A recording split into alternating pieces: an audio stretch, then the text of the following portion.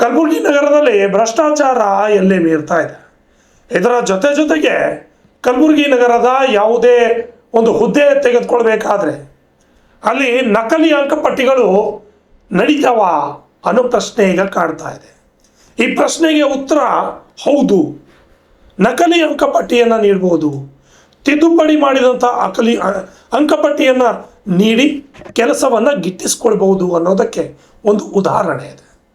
ಕಲಬುರಗಿ ನಗರದ ಅಂಗನವಾಡಿ ಕಾರ್ಯಕರ್ತೆ ಸಹಾಯಕಿಯರ ನೇಮಕಾತಿಯಲ್ಲಿ 2025-26ರಲ್ಲಿ ನಿಯಮ ಬಾಹಿರವಾಗಿ ಅಕ್ರಮ ಅಂಕಪಟ್ಟಿ ಸೃಷ್ಟಿಸಿ ಹುದ್ದೆ ನೀಡಿರುವ ಶಿಶು ಅಭಿವೃದ್ಧಿ ಯೋಜನಾಧಿಕಾರಿ ವಿರುದ್ಧ ಆಕ್ರೋಶವನ್ನು ವ್ಯಕ್ತಪಡಿಸಲಾಗಿದೆ. ಇನ್ನು ಅವರನ್ನು ಸೇವೆಯಿಂದ ಅಮಾನತು ಮಾಡದೆ ಕ್ರಿಮಿನಲ್ ಮೊಕದ್ದಮೆ ಹಾಕದೆ ಕೇವಲ ಬೇರೆ ಜಿಲ್ಲೆಗೆ ವರ್ಗಾವಣೆ ಮಾಡಿ ಇನ್ನು ಭ್ರಷ್ಟಾಚಾರ ಮಾಡೋದಕ್ಕೆ ಅನುವು ಮಾಡಿಕೊಟ್ಟಂತ ಆಗ್ತಾ ಇದೆ ಅಂತ ಖಂಡಿಸಿದ್ದಾರೆ.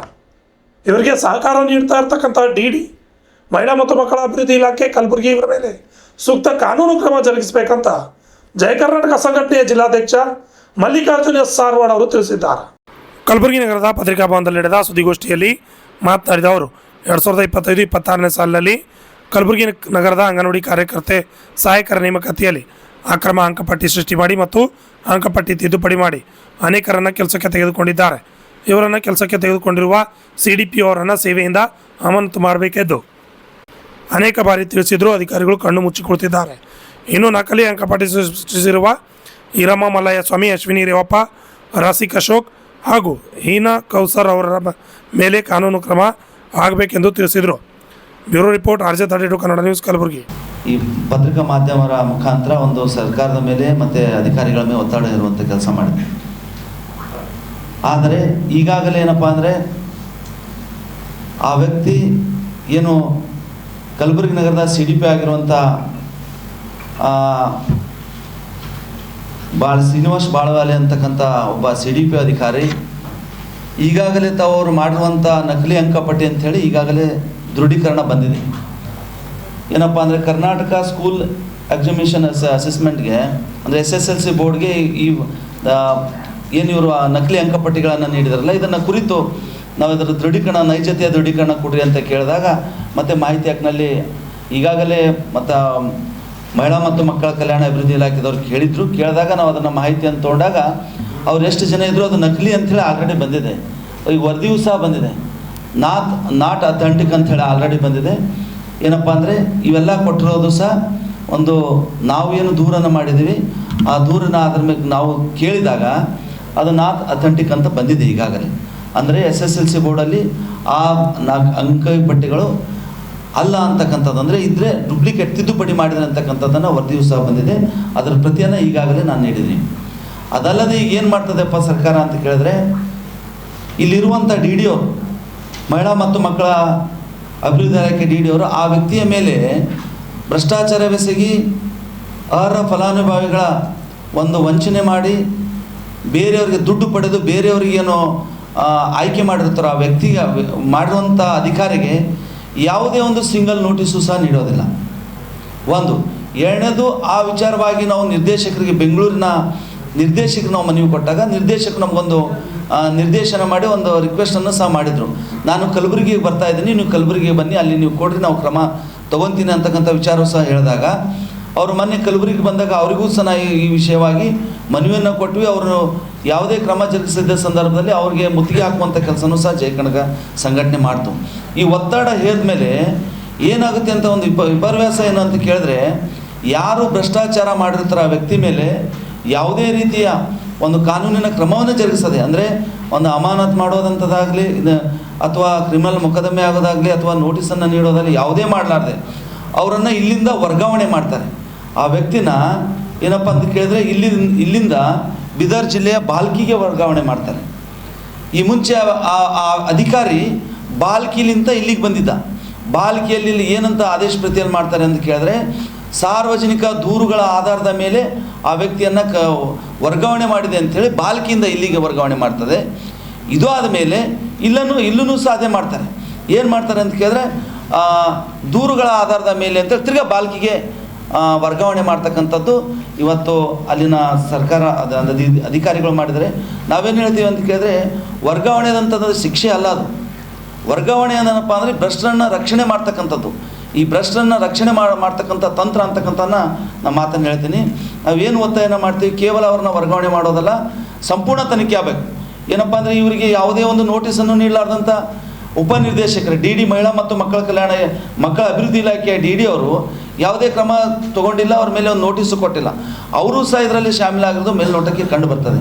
ಕೇವಲ ಇದರಲ್ಲಿ ಒಂದೇ ವ್ಯಕ್ತಿ ಅಲ್ಲ, ಈ ನಕಲಿ ಫೋರ್ಜರಿ ಅಂಕಪಟ್ಟಿಗಳನ್ನು ಮಾರ್ಕ್ಸ್ ಕಾರ್ಡ್ ಮಾಡಿದಾರಲ್ಲ, ಫೋರ್ಜರಿ ಮಾರ್ಕ್ಸ್ ಕಾರ್ಡ್ ಮಾಡೋದ್ರಲ್ಲಿ ಇದರಲ್ಲಿ ಭಾಳಷ್ಟು ಜನ ಇದ್ದಾರೆ.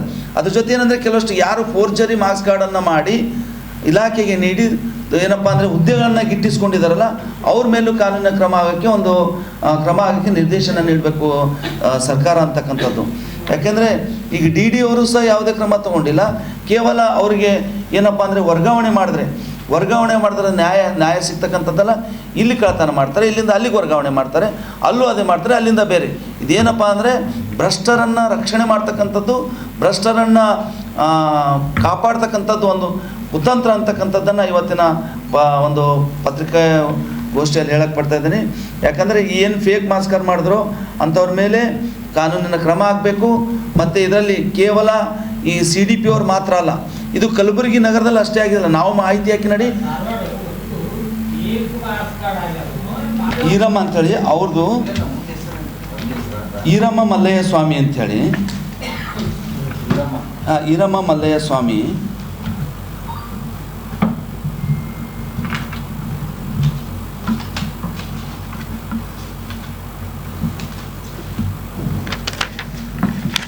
ಈರಮ್ಮ ಮಲ್ಲಯ್ಯ ಸ್ವಾಮಿ ಅಂಥೇಳಿ, ಅಶ್ವಿನಿ ರೇವಪ್ಪ,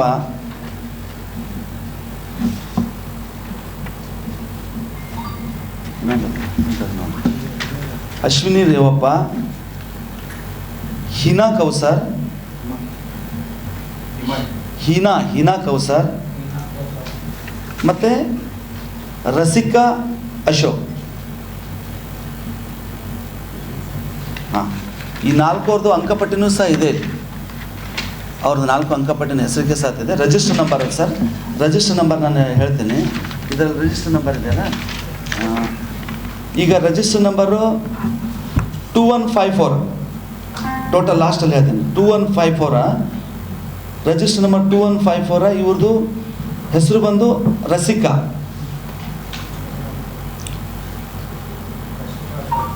ರಸಿಕಾ ಅಶೋಕ್ ಅಂತ.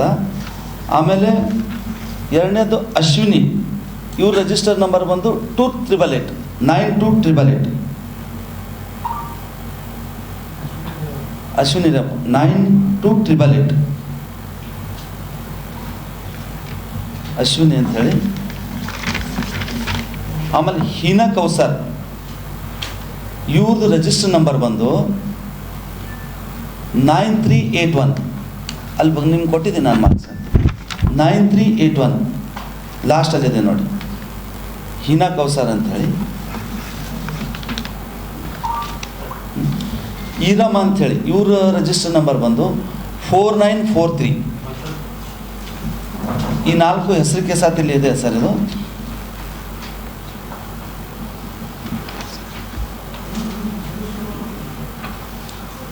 ಇಷ್ಟು 4 ಜನದ ಹೆಸರು ಮತ್ತು ರಿಜಿಸ್ಟರ್ ನಂಬರು ಅವ್ರು ಕೊಟ್ಟು, ಇಲ್ಲಿ ಬೋರ್ಡಿಂದ ತೊಗೊಂಡಿರೋಂಥದ್ದು ಬೇರೆ ಇದೆ. ಅವರು ಅದನ್ನು ಸಂಪೂರ್ಣವಾಗಿ ತಿದ್ದುಪಡಿ ಮಾಡಿ ಇವತ್ತು ಅಲ್ಲಿನ ಅಧಿಕಾರಿಗಳು ಇವರಿಗೆ ಹುದ್ದೆ 4 ಜನ. ಇನ್ನೊಂದಿದೆ ಸರ್, ಇನ್ನೊಂದು ನಕಲಿ ಅಂಕಪಟ್ಟಿ ಇದೆ. ಇವ್ರು 4 ಮಂದಿ ತಿದ್ದುಪಡಿ ಮಾಡಿದವರು ಅಷ್ಟೇ. ಇನ್ನೊಬ್ಬರಿದ್ದೆ, ಅದು ಇದರಲ್ಲಿ ಮೆಂದು ಮಾಡಿಲ್ಲ, ಬರ್ದಿಲ್ಲ. 4 ಇದು ತಿದ್ದುಪಡಿ ಮಾಡಿರೋಂಥದ್ದು ಸರ್. ಈಗ ನಾವೇನು ಹೇಳ್ತೀವಿ ಅಂದರೆ, ಈ ಅಧಿಕಾರಿಗಳ ಮೇಲೆ ಒಂದು ಕೇವಲ ಅವರಿಗೆ ವರ್ಗಾವಣೆ ಮಾಡೋದಲ್ಲ, ಅವ್ರ ಮೇಲೆ ಕಾನೂನಿನ ಕ್ರಮವನ್ನು ಜರುಗಿಸಬೇಕು, ಅವ್ರನ್ನ ಅಮಾನತು ಮಾಡಬೇಕು. ಎಷ್ಟೋ ಇವತ್ತು ಬಡ ಆಹಾರ ಅಭ್ಯರ್ಥಿಗಳಿಗೆ ಇವತ್ತು 67 ಜನ ಈ ಅಂಗನವಾಡಿ ಕಾರ್ಯಕರ್ತರ ಇದಕ್ಕೆ ಆಯ್ಕೆಯಾಗಿದೆ ಸರ್. 67 ಜನ 4ರಲ್ಲಿ ಹಾಕಿದಾಗ ಇದು ನಾಟ್ ಅಥೆಂಟಿಕ್ ಅಂತ ಬಂತು. ಆಮೇಲೆ ಇನ್ನೂ ಭಾಳಷ್ಟಿದೆ. ಕೇವಲ ಇದು ನಗರದ ಇದು ಕೇವಲ ಕಲಬುರಗಿ ನಗರದ CDPO ನಡೆದಿರುವಂಥದ್ದು. ಇದು ಬಿಟ್ಟು ಎಲ್ಲ ಇದು ಅಂಗನವಾಡಿ ಕೇಂದ್ರಗಳಲ್ಲಿ ನಡೆದಂಥದ್ದು. ಇದು ಎಲ್ಲ ಜಿಲ್ಲೆಯ ಎಲ್ಲ ಕಡೆಯೂ ಸಹ ಇದೇ ರೀತಿ ಏನಪ್ಪ ಅಂದರೆ ಇವರು ದುಡ್ಡು ಪಡೆದು ನಕಲಿ ಅಂಕಪಟ್ಟಿಗಳನ್ನು ನೀಡಿ ಅಥವಾ ಅಂಕಪಟ್ಟಿಗಳನ್ನು ಇವರು ಸೃಷ್ಟಿಸಿ ಹುದ್ದೆಗಳನ್ನು ನೀಡಿದರೆ ಇದ್ರ ತನಿಖೆಯೂ ಸಹ ಆಗಬೇಕು ಅಂತಕ್ಕಂಥದ್ದನ್ನು ನಾವು ಒಂದು ಒತ್ತಾಯನ ಮಾಡ್ತೀವಿ ಸರ್. ಯಾರು ಸರ್? ಇವರೇ ಕಳಿಸಿದ್ರು. CDPO ಅವರೇ ಕಳಿಸಿದ್ದಾರೆ. ಇದಿದೆಯಲ್ಲ ಚೈಲ್ಡ್ ಡೆವಲಪ್ಮೆಂಟ್ ಬೇಡ, ಅಧಿಕಾರಿಗಳು ಇವ್ರು ಮಾಡಿದವ್ರು ಕಳಿಸಿಲ್ಲ ಸರ್. ಅದು DD ಕಳಿಸಿದ್ದಾರೆ, ಅಲ್ಲಿ ಇಲಾಖೆಯವ್ರು ಕಳಿಸಿ. ಏನು ಅಂತ ಕೇಳಿದ್ರೆ ಈಗ ಮಾಡಿದ್ಮೇಲೆ ಅದು ದೂರುಗಳು ಬಂದಾಗ ಏನು ಮಾಡ್ತಾರೆ ಅಂದರೆ ಅದನ್ನು ವೆರಿಫಿಕೇಷನ್ಗೆ ಕಳಿಸ್ತಾರೆ. ಹಾಂ ಸರ್, ಕಳಿಸಿರ್ತಾರೆ. ಕಳಿಸಿ ಯಾವಾಗ ಈಗಾಗಲೇ ದಾಖಲೆಗಳನ್ನ ಪರಿಶೀಲನಾ ಸಮಿತಿ ಅಂತ ಇದೆ, ಅದರಲ್ಲಿ ತಹಶೀಲ್ದಾರರ ಅಧ್ಯಕ್ಷರಿದ್ದಾರೆ, ಎಲ್ಲ ಇಲಾಖೆಯವರು ಇರ್ತಾರೆ. ಈಗ ಶಿಕ್ಷಣ ಇಲಾಖೆಯವರು ಅದರಲ್ಲಿದ್ದಾರೆ. ಅವ್ರಿಗೆ ದಾಖಲೆಗಳನ್ನು ಪರಿಶೀಲನೆ ಮಾಡಬೇಕಾಗಿತ್ತು. ಇದು ನೈಜತೆ ಕುರಿತು ಅವರು ಇದು ಕೊಡಬೇಕಾಗಿತ್ತಲ್ಲ. ಈ ಕಮಿಟಿಯವರು ಏನು ಮಾಡಿದ್ರು ಅಂತಕ್ಕಂಥದ್ದು. ಇದು ಆದಮೇಲೆ ಆಯ್ಕೆ ಸಮಿತಿ ಒಂದು DC ಅವರು, ಇದಕ್ಕೆ ಆಯ್ಕೆ ಸಮಿತಿ ಚೇರ್ಮನ್ ಬಂದು DC ಅವರು ದಾಖಲೆಗಳ ಪರಿಶೀಲನೆ ಸಮಿತಿಯಲ್ಲಿ ತಹಶೀಲ್ದಾರರು ಇದರಲ್ಲಿ ಇಟ್ಕೊಂಡು ಎಲ್ಲ ಇಲಾಖೆಯ ಒಬ್ಬೊಬ್ಬರು ಅಧಿಕಾರಿಗಳು ಇದರಲ್ಲಿ ದಾಖಲೆಗಳನ್ನ ಪರಿಶೀಲನಾ ಸಮಿತಿಯಲ್ಲಿದ್ದಾರೆ. ಆದರೆ ಇವರು ಇದೆಲ್ಲ ನೋಡಿದ್ರೆ ಇವರೆಲ್ಲರೂ ಸಹ ಶಾಮೀಲಾಗಿರೋದಂಥದ್ದೇ. ಆಮೇಲೆ ಇನ್ನೊಂದು ಏನಂದರೆ ಈಗಾಗಲೇ ಲೋಕಾಯುಕ್ತದಲ್ಲಿ ಸಹ ಕೇಸ್ ಆಗಿದೆ ಸರ್. ಇದನ್ನು ಈ ವಿಚಾರವಾಗಿ ಕುರಿತು ನಾವು ಈಗಾಗಲೇ ಲೋಕಾಯುಕ್ತದಲ್ಲಿ ನಾನು ಲೋಕಾಯುಕ್ತದಲ್ಲಿ ಆಲ್ರೆಡಿ ದೂರನ್ನು ಸಹ